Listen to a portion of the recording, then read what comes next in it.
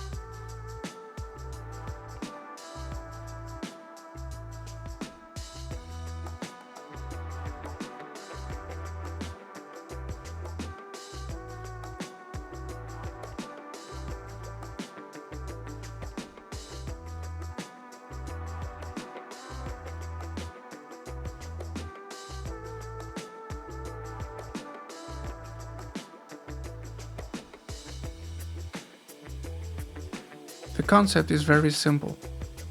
It turns on when you're about to start printing, and it monitors the flow of the filament during the print.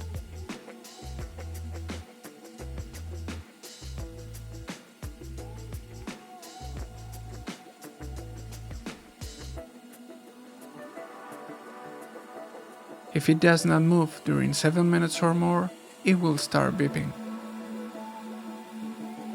It could be much faster, but having 7 minutes of margin allows me to forget having to turn it off once the print ends. I really want to know if you find this device useful, because I could maybe design another one that uses a PCB instead of wires to make it easier to build. Leave a comment down below.